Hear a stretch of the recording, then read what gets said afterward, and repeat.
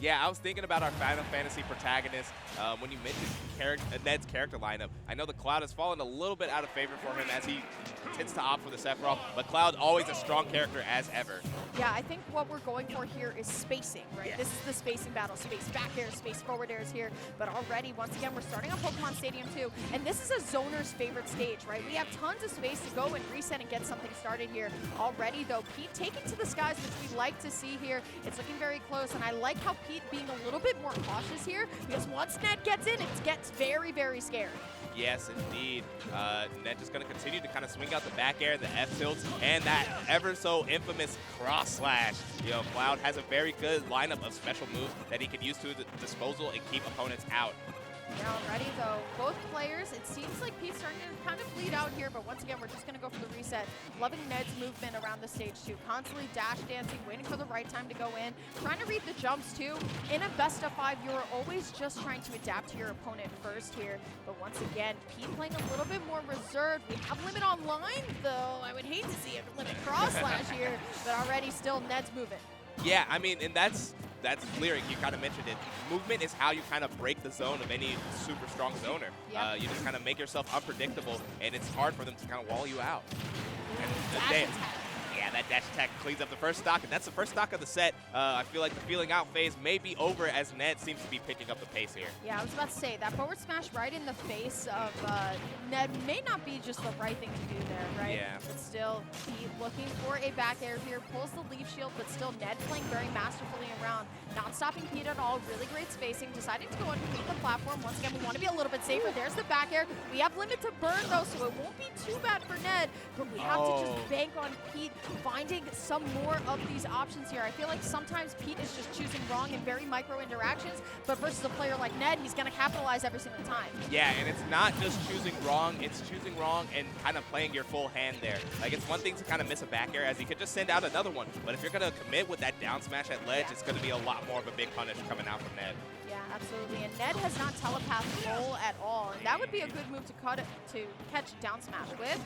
But once again, Ned now looking like such a sizable lead here. Still trying to find a way in. Pete unable to find the second hit of the back air, and that definitely would have done it for stock. But now Ned already lined up with another limit and rage as well. You can only imagine trying to read the roll in with the final the finishing touch, of course. There it is. Yes. We're gonna get a stock on the board. Forget what I'm saying. Yeah, bygones be bygones. True. No, Ned's Cloud here on its second stock, but we could see a JV3 here as Ned has just been looking pristine in his movement and his ability to hit these moves. Yeah, I just want to see a little bit more projectile come out from Pete as well. Doing a really good job of using the leaf shield, right? It's a really nice way of getting back safely.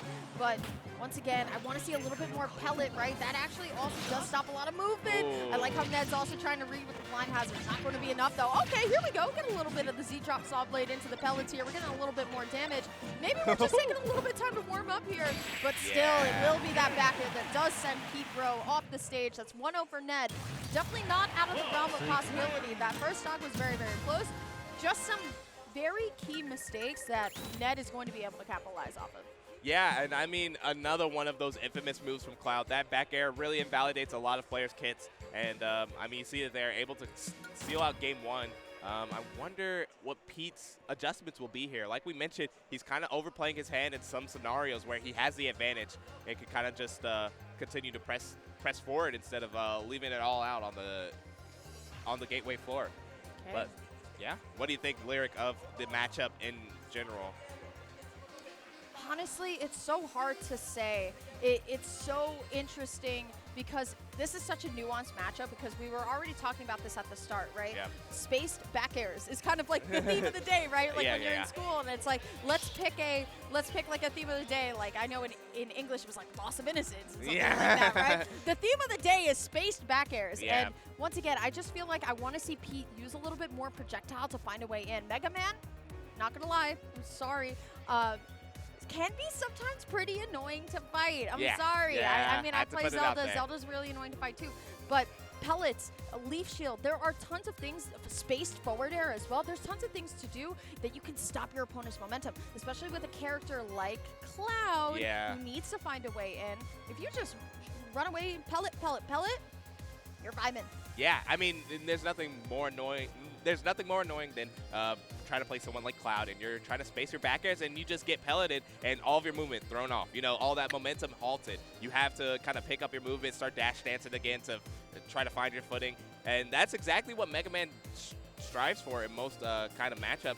So I'm interested to see if Pete will kind of make that adjustment here. You know, committing to a lot more of the low commitment, no risk, high reward type of plays that Mega Man can put forth. Absolutely. If you're wondering what the stall is currently right now in the match, Pete is not getting any audio. So we want to make sure that our competitors can hear the game. It's very important that we can hear the game. I know for me, I need to hear the audio for sure.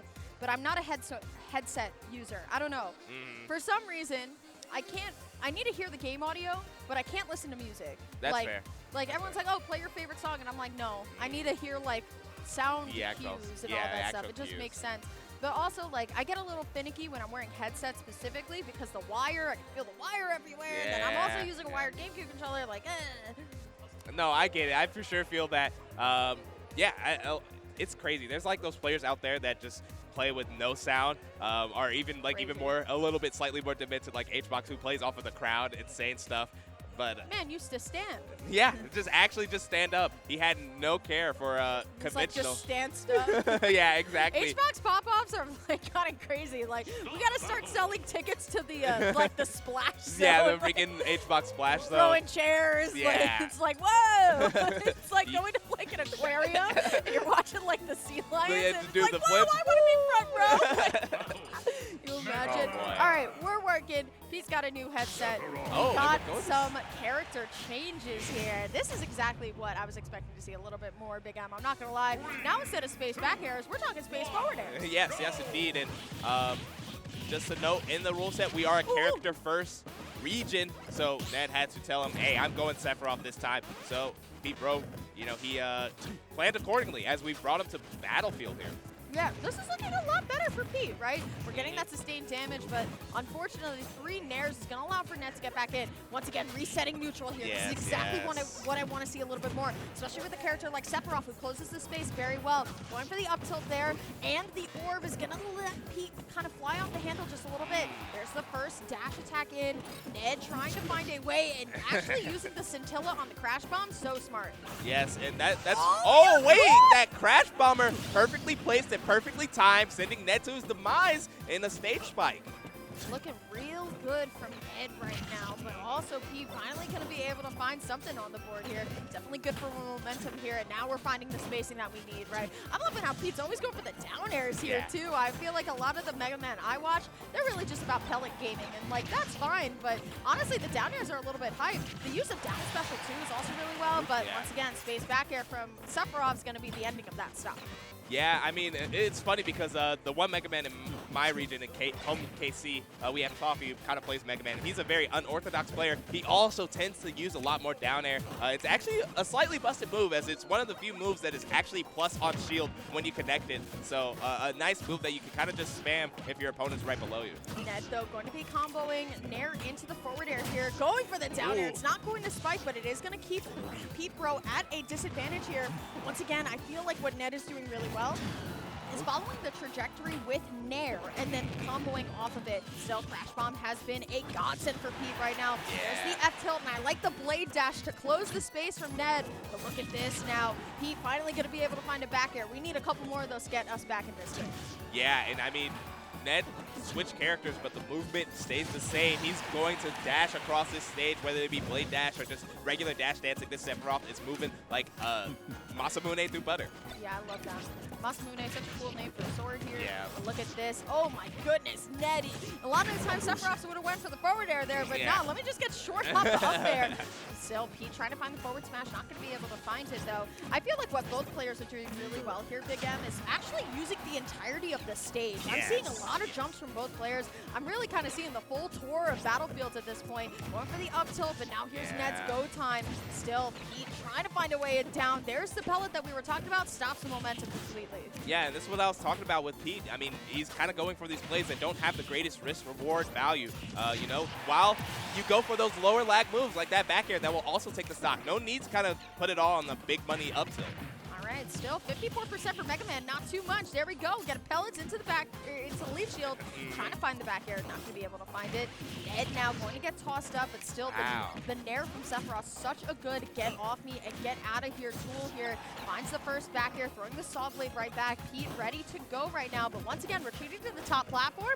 I'm going to be wondering if Ned is going to start using that a little bit more, because that is a very popular destination for Pete. Yeah. I mean, Ned, very good with the Sephiroth. Honestly, utilizing a lot of them more like popular strategies that you see in other Sephiroth play today. He's one of the people that kind of just manned his character and was like, I'm going to make Sephiroth work. You know, when a lot of people doubted him because of his lightweight, Ned is just able to utilize the movement to kind of make that negligent. Yep. Ooh, blade dash there, right in. I love the mix-up right now. Still Pete trying to find a way in. You definitely do not want to go down 0-2. It's better to go 1-1 than to go down 0-2, especially. But look at all of this damage. But now you have to worry about the wing here. Wing is going to be so helpful in getting a lot of this heavy Mega Man armor out of here right now. Still, once again, very beautiful spacing between both players, Big M. You see the slowdown right now. Oh, it is slowing down to a crawl as both players have been utilizing duck to kind of duck the low projectiles. I love the movement. It's so slick, but Ned just comes out on top every single time. Almost got the soul read there with that down smash lyric. I know it would have been soul shattering for both Pete and us here on the desk. I have to just call it out. Pete is doing such a good job of bringing this back. I mean, the patience, the chip damage from the pellets, so much better than what we were seeing in game one. But you unfortunately approach unsafely, and that's the gotcha toes. And Ned is going to go up 2-0. But if we are seeing the same type of match pacing coming out from Pete, it's definitely going to get better, because between game 1 and game 2, looking a lot closer. The adaptation is there. The decision making is also very much better. Yes. You can see Pete slowly getting better and better, but someone like Ned, who's such a talented player, he loves kind of stuffing out those type of approaches. So Ned could just bring it up one extra notch that we are unaware. But I don't know. I'm liking what Pete's putting forth, so we'll just have to see how it all comes to a head here in game 3, Lyric. Going back to Battlefield, got targets. Oh, yeah. Let's go. I was more of a board the platforms type of person. Yeah. I had bad aim. That's all I'm going to say. But you know who doesn't have bad aim? Neither of these players. Already, Ned starting off so strong. Gets the pickup with the sliding down tilt. Yep. He trying to find a way in. My goodness. There's the tip of the Masabune. That sweet spot right there. It's got to hurt right there. But here comes Pete. Finally going to be able to get some damage on the board. The leaf shield double up there. Going for the triple. But still Ned knowing exactly the counterplay to it. Yes. You just got to stay calm in the storm there as he kind of fly through the eye. And Ned finds himself back on the ground, able to utilize the movement. There goes the orbs on, and they have a timer before they detonate and do some damage. But Pete, a nice air dodge into the back air. You know, reversing that scenario into a hard knuckle spike. Yeah, it's about time, right? We saw the down air spacing. We knew that Pete had the sauce. We just had to see it, right? There's the leaf shield here, and this is definitely feeling good for Pete, right? Getting much more damage, getting all this extra credit. But once again, Ned finding these up tilts so beautifully spaced. Another one could spell death. The up air not going to be enough. Ned looking for the forward air, but Pete doing an amazing job of evading everything left and right. Going for the scintilla on the leaf shield, but leaf shield just too quick. Yeah. I mean, a lot of these options for Mega Man are coming out quick, and you can tell Pete is kind of picking it up in terms of BPM. But there goes that up air. Such a beautifully animated move, and it covers so much space. Man, Pete's gaming right now. Got some nice, pretty lead here right now. Finds the back air up on the ledge as well. We are adapting in real time. Throws, unfortunately, saw blade a little bit down, a little bit too far from the ledge to pick it up. But look at this. Going for the down air there. Ned taking his time getting back. And I love the flank there. That is the correct decision. But you're going right into an up tilt there. Pete with a whole stock lead right now. And there's the DP to keep you in the corner. Ned going to really feel that one as he's sitting on his last stock. And he's like, okay, serious mode activated, as Ned is going to try to go as untouched as possible here. But Pete, like we said, he's just been slowly, like a freight train, gathering speed, gathering gameplay and decision making. Ned is really going to have to stop this train before it gets too much steam. Absolutely. I agree with you there on the train part, right? I feel like we're just kind of like chugging along, right? Sometimes we go around the curve and we take it a little bit slower, but then when we're hitting straight, we're hitting quickly here. There's scintilla on the back end. It's not going to be enough, but Ned has to start making things possible. Now, granted, right, Sephiroth Sephiroth on the last stock. We are going to be getting Wing very, very early here. Oh, yeah. So we'll be able to deal with this a little bit faster. But ideally, we want to get Wing when we're already at last stock. But unfortunately for Pete, flying a little bit too low to the ground. And we're going to last stock. I would hate to see this end of a 3-0, especially because we've seen the adaptation from real time and from Pete. Yeah, he for sure has more Smash that he wants to play here, but Pete's going to have to earn it here against one of the top competitors in Ned. Oh, there goes the Leaf Zero's off ledge, which is such a powerful option there. Yeah, things are looking real good, but Ned now getting a really nice punish there. Not going to go for the down air, though. Pete once again retreating to this top platform as well. So now we just got to figure out how Ned wants to go in. The jab is going to be the option here. Don't want to get down air, but look at that. Finds the nair pickup. And once again, now just trying to follow where Pete is going to go in the sky. Looking for something else, but there is the forward smash. And now we're potentially on edge guard point here. Great parry from Pete. The dash attack in, though, was so risky. Yeah, put it all on black there. And Ned gonna continue in his cloak, being like, that's exactly where I want you. And Ned just stayed so calm and collected. Like, just a minute ago, he was down an entire stock. But here we have an even game with the one-winged Angel on deck. No, saw blade in hand. Pete really needs to get this stock right here, but once again, Ned playing so evasive. The chip hit of the up air, the down smash not there as well. It is so close, but Ned's starting to bleed out. There's the shield break. We are going on in this set. Petebr0 on the board. Yeah, he saw the blood and the water and popped the shield and brings us to a game 4. I really like that one for Pete. Yeah. Jeez. What a we wild needed one. that. We needed that. We needed that. As my friends on Twitter would say, we are so back. We are so back. We were in a dip where it was Soch over, but now we're back. No, I gotta say though, Pete is doing an amazing job of controlling the pacing, doing what Mega Man does best, right? Yep. Oh, you want to move around? No. Nah. See though, we got 3 characters on Ned's side. Yeah. You know? Oh yeah. Do you think we could be seeing the Pokemon trainer here? I think we're just going to bring it back to the cloud. I mean, it's what worked immediately in game 1, and it was like a clear victory on Ned's part. It just started getting closer and closer as soon as he pulled out the Sephiroth. But, I mean, obviously, I will give it up to Pete for kind of adapting, but also a switch could just, like, reset all the progress that Pete has made in this matchup, potentially. And that's the glory of having multiple Production, characters. please, go save Pete. Go save Pete, production! He needs your help. He's going. We love production. Shout out to production here. Yeah, shout out to Polaroid specifically. You see his beautiful face up there on stage. We love production. Yeah. Everybody give production a big hug. Oh, it's Shattuck's birthday, by the way. Oh, yeah. Doctor just gave Shattuck a birthday cake. Can't eat that now. Not now. Not now. yet. Not yet. Gotta earn that, young man. But no cake for you on your birthday? Yeah, you gotta wait. Unless you win the tournament. That is a harsh set of rules, but Shattuck, he's one to go up to that challenge. I want to see Shattuck go all the way. We have so many good players to root for here. We're still believing in the Sephiroth yes, here. But so we are getting rid of the platform, so very important to note out.